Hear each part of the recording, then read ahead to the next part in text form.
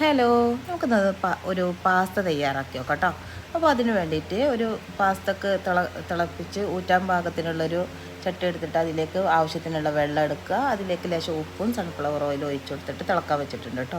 ഇനി വീട്ടിൽ നിങ്ങൾ കയ്യിൽ ചിക്കൻ ഉണ്ടെങ്കിൽ അത് എടുത്താൽ മതി. അപ്പോൾ ചിക്കനിലേക്ക് ലേശം ഉപ്പ്, കുരുമുളക് പൊടി, വിനെഗർ, ലേശം മൈദ ഇട്ടിട്ട് ഒന്ന് നന്നാക്കി ഒന്ന് മിക്സാക്കി വെക്കുക. എന്നിട്ട് അതൊന്ന് ഒരു അരമണിക്കൂർ കഴിഞ്ഞതിൻ്റെ ശേഷം ഒന്ന് പൊരിച്ച് കോരിയെടുക്കുക കേട്ടോ.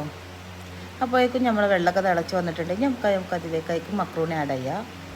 ഇങ്ങനെ തന്നെ ആഡ് ചെയ്യണം എന്നൊന്നുമില്ല കേട്ടോ. അതൊക്കെ ഞാൻ എഡിറ്റ് ചെയ്തപ്പോൾ ഉണ്ടായതാണ്. സ്ലോ മോഷനൊന്നും വേണ്ട, നേർക്കും പോലെ ഇട്ടാൽ മതി.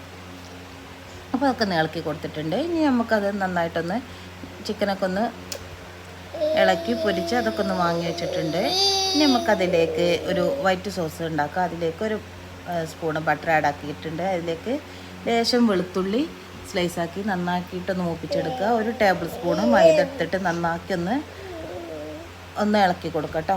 പിന്നെ അതിലേക്ക് ആവശ്യത്തിനുള്ള പാൽ ആഡാക്കിയിട്ട് നന്നാക്കി ഒന്ന് കുറുക്കി കൊടുക്കുക. ഞാൻ ഇവിടെ ഏകദേശം പാലിൻ്റെ കണക്കറിയില്ല. എൻ്റെ കുട്ടീൻ്റെ പാലെടുത്ത് കുട്ടി കുടിക്കാൻ കൊടുന്ന പാലെടുത്ത് കണ്ടാട്ടോ ആഡാക്കിയിട്ടുള്ളത്.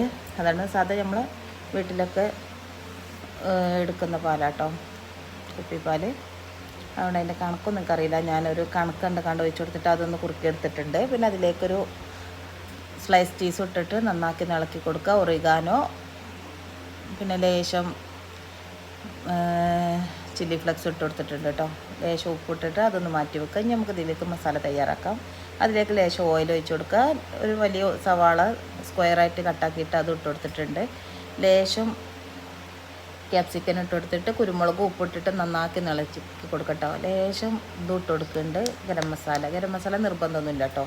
എനിക്കെല്ലാത്തേക്കും ഗരം മസാല ഇഷ്ടമായതുകൊണ്ടാണ് ഞാൻ ഇട്ട് കൊടുത്തിട്ടുള്ളത്.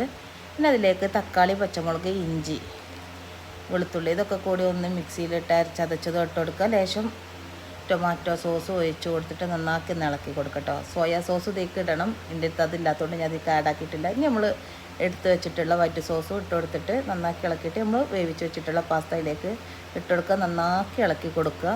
ലേശം മല്ലിച്ചപ്പ് ഇട്ടിട്ട് കൊടുത്തിട്ട് ഒക്കെ ഒന്ന് മാറ്റിയിട്ട് സെർവിങ് ഡിഷിലേക്ക് മാറ്റി കൊടുക്കുക കേട്ടോ. എല്ലാവരും ഉണ്ടാക്കി നോക്കുക, അഭിപ്രായം പറയാം കേട്ടോ. ലൈക്ക് ചെയ്യുക, ഷെയർ ചെയ്യുക, കമൻറ്റ് ചെയ്യുക. ഓക്കേ.